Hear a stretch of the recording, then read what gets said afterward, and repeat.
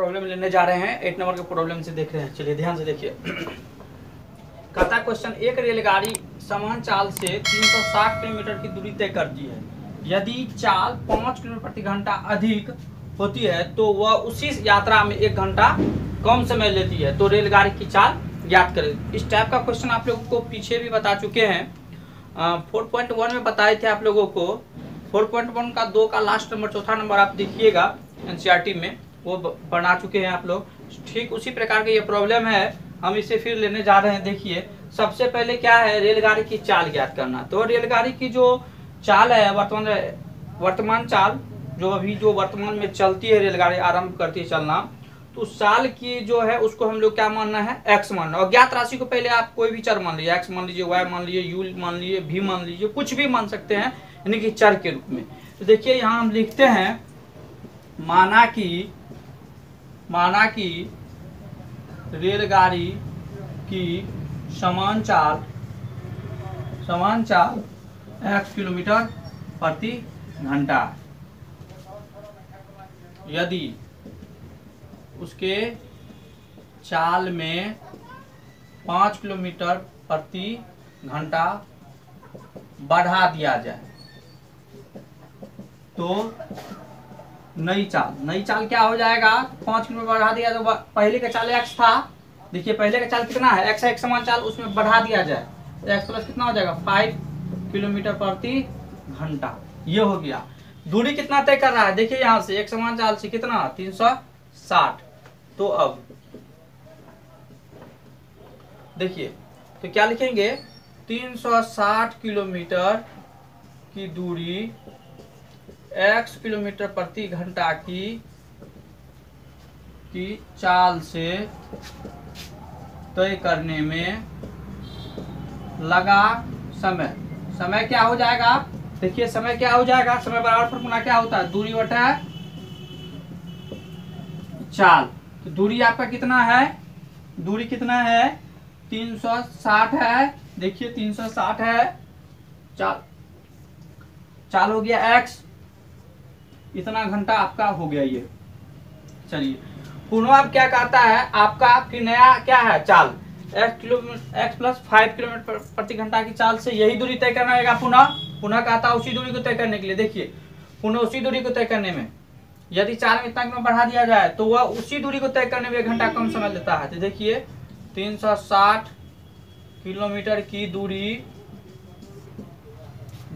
x plus 5 kilometre प्रति घंटा की चाल से तय करने में लगा समय बराबर, फिर देखिए दूरी बटे चाल, तो दूरी कितना हो जाएगा, 360 बटे x प्लस 5, इतना घंटा हो जाता है। अब देखिए प्रश्न से, इसको हम प्रश्न से लेते हैं। तो देखिए अब एक बात यहाँ समझने वाली बात है, जो पहले दूरी x किलोमीटर प्रति घंटा की चाल से रेलगाड़ी चल रही थी, 360 किलोमीटर दूरी तय किया, उसी दूरी को, समान दूरी को, तो यदि रफ्तार बढ़ा दिया जाए, कोई भी चीज का रफ्तार बढ़ा दिया जाए, और तो समझ लीजिए रफ्तार बढ़ा लिया जाए तो क्या होगा, समय कम लेगा। यदि रफ्तार कम रहेगा यानी तो क्या होगा, दूरी तय करने में अधिक समय लेगा। तो यहाँ देखिए ये जो रफ्तार यानी कि चाल है x है, कम है, और 360 किलोमीटर दूरी तय करेगा, तो यहाँ क्या ले रहा है, समय अधिक ले रहा है। और यहाँ देखिए क्या है, यहाँ पर चाल बढ़ गया, x 5 किलोमीटर प्रति घंटा और बढ़ गया जो पहले का चाल था, तो समय क्या लेगा, यहाँ पर कम लेगा। यानी कहा जाए तो हम सिंपल में ऐसे समझ सकते हैं, यदि भिन्न के रूप में कोई भी भिन्न हो, यदि उसका हर बड़ा हो और हर से बड़े से भागा दिया जाता हो, जस्ट लाइक एक छोटा सा, आप लोग नहीं समझ रहे होंगे, छोटा हम यहाँ एक एग्जांपल ले रहे हैं। जैसे मान लीजिए 3 में यदि 2 से डिवाइड किया जाए तो क्या हो जाए, 1.5 हो जा रहा है, ये कम है। यदि 3 में हम 4 से डिवाइड कर रहे हैं, समझिए यहाँ पर, तो क्या हो रहा है, 0.725 हो रहा है। यानी देख रहे हैं, यानी कि यह छोटा हो रहा है, एक से भी छोटा हो रहा है और एक से यह बड़ा हो रहा है। तो यहाँ क्या देख रहे हैं, यहाँ देखिए कॉन्सेप्ट, यदि हर का मान छोटा हो और उससे डिवाइड किया जाता है तो बड़ा होता है। यदि हर अधिक हो जाए, बड़ा हो जाए, उससे अगर डिवाइड करेंगे तो क्या हो जाएगा, छोटा हो जाएगा। तो यहाँ कहने का तात्पर्य यही है, यानी कि हर में परिवर्तन हो रहा है, हर के मान में वृद्धि हो रहा है और सेम में भागा दे रहे हैं, तो ऑटोमेटिक है क्या होगा। यहाँ भी देखिए सेम था, पहले 2 था, उसमें वृद्धि हो गया 4, तो ये क्या हो गया, घट गया। हर सेम था, ठीक है, और 2 से डिवाइड किए तो क्या हुआ, अधिक हुआ। तो इसका मतलब है यह अधिक समय ले रहा है और यह कम समय ले रहा है। तो चलिए इसको हम देखते हैं प्रश्न से कैसे लिखेंगे। 360 बटे x को घटाएंगे 360 और x+5 से। अब यह 1 के बराबर हो रहा है। चलिए इसका कैलकुलेशन आप लोग कर सकते हैं। x+5 अब कैलकुलेशन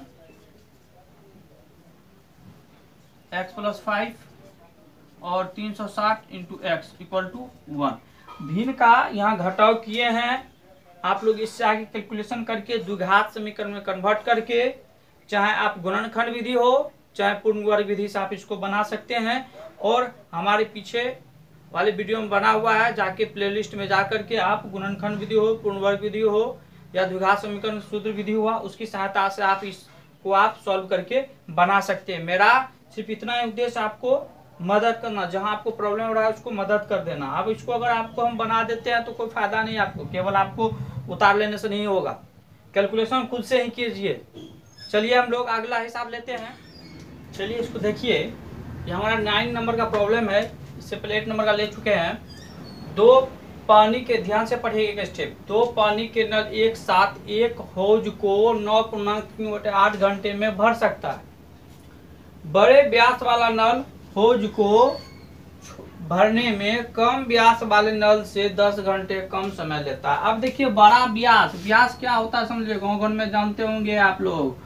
तो व्यास शब्द का मतलब मोटा पाइप लेना है। यहाँ पर व्यास, ये बीच मोटाई जो होती है, मोटाई की जो बीच में होती है पाइप की, जो ये व्यास, वृत्त का जो व्यास इसे लेते हैं ना, वही पाइप की जो मोटाई है, ये मोटाई बड़ा बम्मा, मोटा बम्मा वाला, ये व्यास जो है यह एक मोटा बड़ा व्यास वाला है और एक पाइप जो है छोटा व्यास वाला, नहीं पतला बम्मा वाला। अब गाँव घर में उदाहरण में ऐसा समझिए, पतला बम्मा वाला और बड़ा बम्मा वाला, मतलब बड़ा मुंह वाला एक पतला मुंह वाला पाइप है। पतला मुंह वाला मतलब कम व्यास वाला, अब बड़ा मुंह वाला मतलब अधिक व्यास वाला। चलिए यहाँ पर लेते हैं। तो माना कि बड़े व्यास वाले नल द्वारा हौज को भरने में लगा समय कितना हो जाएगा, x घंटा। तो x घंटा इससे क्या करता है, कम ले रहा है छोटका, बड़ा x घंटा कम ले रहा है, तो छोटका क्या होगा, x घंटा अधिक लेगा, छोटा यानी छोटा मुंह वाला। चलिए ध्यान दीजिए, अब छोटे यानी कि कम व्यास वाले नल द्वारा हौज को भरने में लगा समय कितना हो जाएगा, x+10 घंटा। चलिए ये दोनों मिला के अब कहता है, अब ध्यान दीजिए, अगर ये बड़े व्यास वाला नल ये मतलब जो है कुल मिलाकर भरने में x घंटा लेता है, छोटा वाला नल जो होता है छोटा मुंह वाला वो x+10 घंटा लेता है। तो 1 घंटा में बड़ा वाला क्या होगा, कम भरेगा। तो कम के लिए क्या करते हैं, भागा लिख करते हैं। तो चलिए लिखते हैं 1 घंटा में ज्ञात करते हैं 1 घंटा में कितना लेगा। अब देखते हैं हम लोग। तो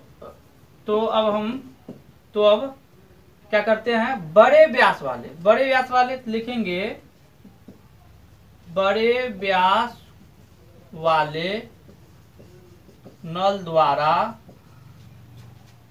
1 घंटा में भरा हौज कितना हो जाएगा, घंटे में भरे हौज कितना भरे 1/x, कम भरेगा 1/x भरेगा, कम के लिए भागा करते हैं तो बड़े हौज मतलब हौज में जो पानी की मात्रा भरेगी कितना 1/x, कम भरेगा। चलिए ध्यान दीजिए अब क्या कहता है अब छोटे व्यास वाले नल द्वारा 1 घंटा में भरे हौज क्या होगा 1/x + 10 हो जाएगा, इतना हो जाएगा। अब देखिए तो प्रश्न से दोनों मिला के 1 घंटा में क्या भरेगा, दोनों मिला करके 1 घंटा में, दोनों मिला कर ध्यान दीजिए, दोनों मिला कर 1 घंटा में क्या होगा, तो दोनों मिला के 1 घंटा में x + 10 कर दिए, तो दोनों मिलाकर 9/3/8 घंटा लेता है। मतलब दोनों मिलाकर ये दोनों का समय हो, मतलब ये दोनों का समय जो मिलाकर 9/3/8 लेता है, तो 1 घंटा भी दोनों के द्वारा कितना लेगा 1/9/3/8 लेगा दोनों के द्वारा। ध्यान दीजिए यहाँ ये लिखना नहीं है आप लोगों को, ये लिखना नहीं है, ये हम केवल समझाने के लिए लिए हैं। 9/3/8 ये दोनों के द्वारा भर रहा है समय, तो ये इसके द्वारा 1 घंटा में कितना होगा, तो 1/9/3/8 होगा। चलिए वही बात यहाँ लिखते हैं 1/9/3/8, चलिए 8। अब इसका हम कैलकुलेशन करते हैं, आप लोग ये जानते होंगे। चलिए अब इसका कैलकुलेशन आप लोग जानते हैं, ये भी का जोड़ है, इसको 1/9/8 75/8। चलिए एक स्टेप और हम लोग इसको लिखते हैं, x और x कितना हो जाएगा 2x + 10/x गुना x² एक स्टेप और लिख लेते हैं, इसको कितना हो जाएगा x² + 10x, इसको लिख ऊपर ले जाए तो 8/75।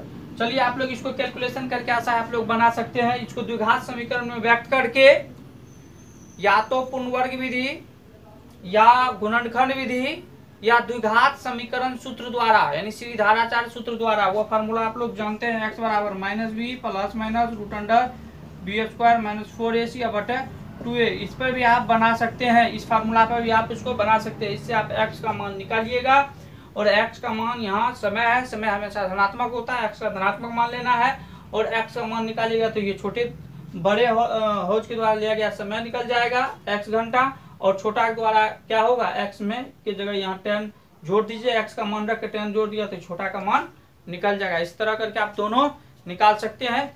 चलिए अगले हिसाब की ओर हम लोग चलते हैं। चलिए हम लोग अब 10 नंबर का प्रॉब्लम लेने जा रहे हैं। क्वेश्चन है मैसूर और बेंगलोर 2 शहर है, ध्यान दीजिए यहाँ 2 शहर का बोध है हिसाब में। मैसूर और बेंगलोर के बीच के 132 किलोमीटर करने में एक एक्सप्रेस रेलगाड़ी, मतलब क्या करने में, तो दूरी मैसूर और बेंगलोर के बीच के 132 किलोमीटर की दूरी तय, तो दूरी तय करने में एक एक्सप्रेस रेलगाड़ी सवारी गाड़ी से 1 घंटा समय कम लेती है।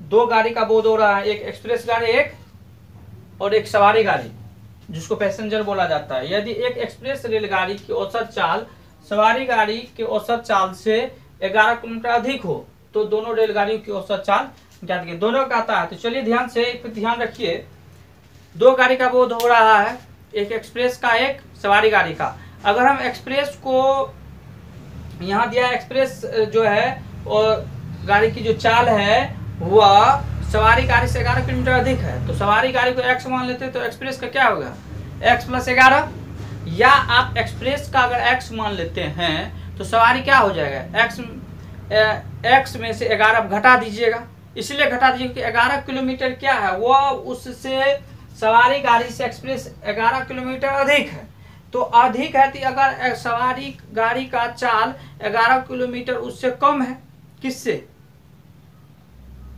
तो ध्यान दीजिए आप यहाँ पर मेरे कहने का तात्पर्य है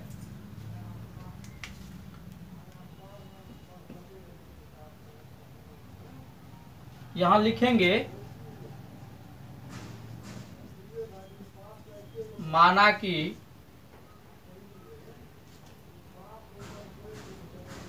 सवारी गाड़ी की औसत चाल बराबर x किलोमीटर प्रति घंटा। अब क्या है एक्सप्रेस हम लिख सकते हैं एक्सप्रेस गाड़ी की औसत चाल x प्लस 10 घंटा, सॉरी x प्लस 10 नहीं होगा, x प्लस कितना हो जाएगा 11 घंटा, 11 किलोमीटर रहता है अधिक है तो 11 x प्लस 11 जुड़ जाएगा, इतना किलोमीटर प्रति घंटा हो जाएगा। ये आपका हो गया। चलिए अब कहता है दोनों के द्वारा तय की दूरी क्या है, दोनों के द्वारा तय की गई दूरी 132 किलोमीटर है। तो इस टाइप का प्रॉब्लम बनाए हैं आप लोग, ध्यान दीजिए। तो अब देखिए सवारी गाड़ी के द्वारा, यहां लिखेंगे सवारी गाड़ी के द्वारा 132 किलोमीटर की दूरी तय करने में लगा समय कितना हो जाएगा, समय बराबर क्या होता है दूरी बटे चाल, दूरी बटे चाल होता है तो दूरी का मान कितना है 132 और चाल का मान कितना है x। तो यहाँ लिख सकते हैं 132 बटे x, ऐसा लिख सकते हैं, इतना घंटा समय लेगा। चलिए उसी प्रकार एक्सप्रेस गाड़ी के द्वारा 132 किलोमीटर की दूरी तय करने में लगा समय, मतलब सेम बात को लिखना हो तो ऐसे ही लिखते हैं, हाइफन देते को मैं यहाँ से। चलिए इसको क्या लिख सकते हैं, ये 132 और चाल कितना हो रहा है x प्लस 10 घंटा। चलिए तो प्रश्नानुसार प्रश्न क्या कहता है, प्रश्न की बात को समझिए।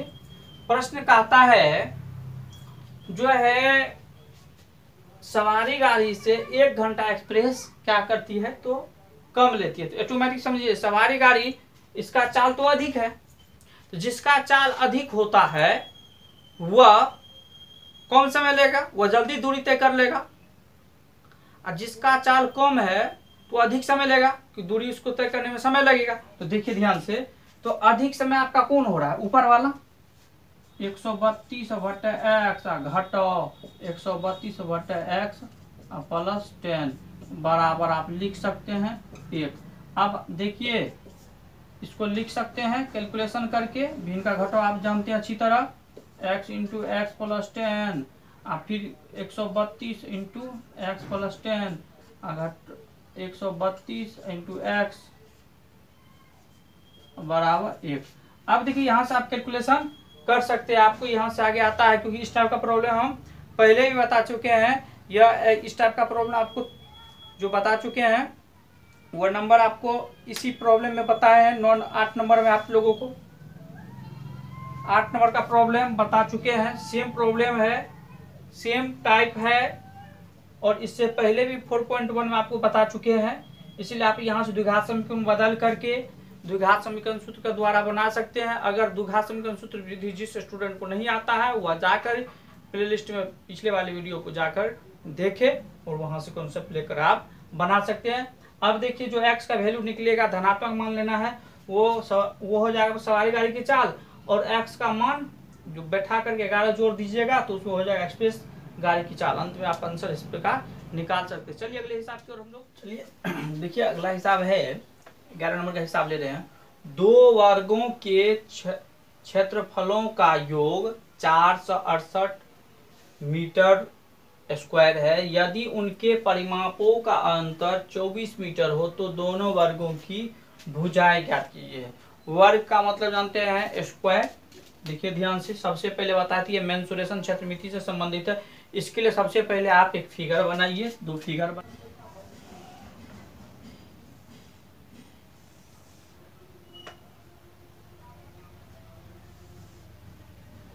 चलिए इसके लिए हम क्या करते हैं, पहले इसके लिए हम पहला क्या करते हैं, एक वर्ग लेते हैं, पहला वर्ग ले लेते हैं। ये वर्ग हो गया आपका वर्ग ए, और एक वर्ग छोटा ले लीजिए या बड़ा भी ले सकते हैं। एक वर्ग हो गया आपका ये बी, ये वर्ग ए और ये वर्ग बी। पहले वर्ग की भुजा को x मान लेते हैं और दूसरे वर्ग की भुजा को क्या मान लीजिएगा आप, y मान लीजिए। हो गया। अब देखिए क्या कहता है, एरिया, एरिया आप AR से सूचित करते हैं। एरिया कितना हो जाता है इसका, एरिया पता नहीं है आपको, एरिया पता नहीं है, तो एरिया बराबर क्या होता है, भुजा स्क्वायर, भुजा स्क्वायर होता है, तो इसको क्या लिख सकते हैं, एक्स स्क्वायर। आप देखिए परिमाप, परिमाप जानते हैं, परिमिति, परिमाप कितना होता है 4 गुना भुजा, इसको क्या लिख सकते हो 4x, ये 4x हो गया। अब इसमें देखिए इसका एरिया क्या हो जाएगा, यहाँ फार्मूला लिख दिए, यहाँ फार्मूला नहीं लिख रहे हैं, भुजा स्क्वायर होता है, भुजा का स्क्वायर क्या होता है, तो इसका भुजा y है तो क्या हो जाएगा भुजा स्क्वायर y स्क्वायर। परिमाप क्या हो जाएगा इसका, AR का मतलब क्षेत्रफल होता है, परिमाप क्या हो जाएगा 4 गुना भुजा, तो 4, अब भुजा का मान y है तो 4y। चलिए ये आपका ये हो गया। ये आप फिगर में आप इस तरह आप इसको दर्शा दीजिए, अब यहाँ आसानी होगा आपको बनाने में। चलिए यहाँ लिखते हैं, माना कि पहला वर्ग की भुजा x है तथा दूसरे वर्ग की भुजा y, तो पहले वर्ग का क्षेत्रफल बराबर क्या होता है, भुजा स्क्वायर, भुजा स्क्वायर मतलब एक्स स्क्वायर। चलिए दूसरे वर्ग, भाई पहले वर्ग का परिमाप, पहले वर्ग का परिमाप 4 गुना भुजा, 4 गुना भुजा 4 गुना एक्स बराबर क्या हो जाएगा 4x हो जाएगा। ये मीटर में हो जाएगा, मीटर स्क्वायर में हो जाएगा ये, और ये मीटर में हो जाएगा आपका ये, ठीक है। चलिए ध्यान से यहाँ ध्यान दीजिएगा, यहाँ मीटर स्क्वायर है, यहाँ लिखा हुआ है, यहाँ मध्यवर्गीकार हम लिख देते हैं, सुनना में ऐसे भी लिख देते हैं, और यहाँ ऐसे लिख दिए मीटर, क्योंकि यहाँ इंग्लिश में लिखेंगे तो थोड़ा आप लोगों को कंफ्यूजन होगा, इसीलिए हम यहाँ पर मीटर स्क्वायर में लिख दीजिए। चलिए ध्यान दीजिए, अब इसको हम लिख सकते हैं, ध्यान दीजिएगा, यहाँ हम लिख सकते हैं इसी प्रकार, इसी प्रकार दूसरे वर्ग का क्षेत्रफल, दूसरे वर्ग का क्षेत्रफल क्या हो जाएगा y स्क्वायर, अब परिमाप क्या हो जाएगा इसका 4y। तो प्रश्न क्या कहता है, प्रश्न कहता है दीजिए वर्गों के क्षेत्रफलों का योग, वर्गों के क्षेत्रफलों का योग, योग क्या दिया है तो 468, X square plus Y square बराबर कितना, तो 468, ये लिख दिए, इसको समीकरण 1 ले लिए। पुनः प्रश्न से, पुनः प्रश्न से, तो पुनः प्रश्न क्या बताता है, इसको ध्यान दीजिए, पुनः प्रश्न क्या बता रहा है, वर्गों का अंतर, परिमापों का अंतर, परिमापों का अंतर 4x minus 4y equal to कितना हो रहा है 24। ये हो गया आपका समीकरण, अभी नहीं निकालना है, समीकरण 2 बनना है, रुक जाए। 4x माइनस 4y बराबर क्या लिख सकते हैं और 24, अब इसको लिख कॉमन ले लेते हैं, 4 कॉमन लेते हैं, x minus Y equal to कितना हो जाएगा 24। अब देखिए ये 24 हो गया, तो ये गुणा के रूप, ये गुणा के रूप में उधर जाएगा, क्या हो जाएगा भागा के रूप में, x माइनस वाई बराबर क्या होगा 24/4, कट कितना हो जाएगा 6। तब इसको क्या लिख सकते हैं, यहाँ देखिए ध्यान से, यही लिख देते हैं, x माइनस वाई बराबर कितना हो जाएगा 6। देखिए यदि यहाँ फिर से लिखते हैं, यदि x माइनस वाई बराबर 6 हो रहा है, तो x बराबर क्या हो जाएगा 6 प्लस y हो जाएगा, ये आपका क्या हो जाता है समीकरण 2। अब यहाँ लिखिए, अब समीकरण 2 से y का मान समीकरण 1 में, y नहीं x है ना, x का मान समीकरण 1 में रखने पर, समीकरण 1 में क्या रखिएगा X square plus Y square बराबर कितना हो जाता है 468। इसको क्या लिख सकते हैं, देखिए इसको क्या लिख सकते हैं, यहाँ पर आप लिख सकते हैं इसको एक्स स्क्वायर, एक्स का वैल्यू कितना है 6 प्लस वाई का स्क्वायर प्लस वाई स्क्वायर बराबर 468। अब देखिए यहाँ आप क्या कर सकते हैं, इसको a प्लस बी पर तोड़ सकते हैं। a प्लस बी का होल स्क्वायर बराबर क्या होता है, a प्लस बी का whole square a square plus B square plus 2ab होता है, या a square plus 2ab plus B square होता है। इस पर भी आप इसको तोड़ सकते हैं। चलिए एक बात और देखिए ध्यान से, आप इसको आप बना सकते हैं कहाँ से, इस बात को यहाँ तक तो आप समझ ही गए होंगे। अब देखिए x माइनस वाई बराबर 6 है, तो आप यहाँ x प्लस यहाँ x के जगह मान रखे हैं, y के जगह भी मान रख सकते हैं। देखिए यहाँ पर, यहाँ से भी थोड़ा सा हम चेंज कर रहे हैं, यहाँ से देख लीजिए ध्यान से, यहाँ से हम थोड़ा चेंज कर रहे हैं, देखिए ध्यान से, यहाँ से क्या चेंज कर रहे हैं इस स्टेप को। यहाँ क्या करते हैं, माइनस वाई बराबर लिख सकते हैं 6 माइनस एक्स, यहाँ क्या लिख सकते हैं y बराबर एक्स माइनस 6, ये हमारा हो गया ये समीकरण 2। अब फिर यही बात लिखते हैं यहाँ पर, देखिए अब y का मान समीकरण 1 में, समीकरण अब समीकरण 2 से y का मान समीकरण 1 में रखने पर तो क्या रखेंगे, देखिए ध्यान से, तो क्या लिखेंगे X square plus Y square बराबर 468। तो हम क्या लिख सकते हैं, ध्यान दीजिए यहाँ पर एक्स स्क्वायर, वाई की जगह क्या लिख सकते हैं एक्स माइनस 6 का होल स्क्वायर, तो यहाँ क्या लिखेंगे 468। आप जानते हैं फार्मूला ना, ये किस फार्मूला पर टूटेगा, a माइनस बी के होल स्क्वायर, तो क्या होगा a square minus 2ab plus B square. आप इस फार्मूला पर भी, मैं किस फार्मूला पर a माइनस बी का whole square a square minus 2ab plus B square, इसको तोड़ करके कैलकुलेट करके आप इसको बना सकते हैं द्विघात समीकरण में व्यक्त करके। आप यहाँ से गुणनखंड विधि हो या समीकरण सूत्र विधि द्वारा आप इसको बना सकते हैं, ज्ञात कर सकते हैं। चलिए इससे आगे आप बना सकते हैं, और आप जो आपका जो x का मान जो निकलेगा वो इस वर्ग का भुजा हो जाएगा। अब फिर क्या कीजिएगा, आप x का मान जो धनात्मक मान क्या कीजिए, यहाँ पर समीकरण 2 जो, हाँ समीकरण 2 है वहाँ जो है x का मान आप पुट कर दीजिएगा, मान रख दीजिएगा, तो y का मान आपका चलाएगा। ध्यान से देखिए, फिर से आप द्विघात समीकरण बदल कर इसे द्विघात समीकरण सूत्र विधि द्वारा सॉल्व कर करके या गुणनखंड विधि द्वारा सॉल्व कर करके जो x का धनात्मक मान होगा, कि दूरी हमेशा धनात्मक होता है, लंबाई हमेशा धनात्मक होता है, तो धनात्मक मान ले करके इस जो होगा एक धनात्मक x का मान होगा वो एगो वर्ग a का हो जाएगा भुजा। अब फिर x का मान रख दीजिएगा इस समीकरण 2 में x के जगह, तो ये आपका समीकरण वर्ग 2 का जो है वह भुजा y निकल जाएगा। आप इस प्रकार सॉल्व समीकरण को कर सकते हैं। एक नजर आप ध्यान से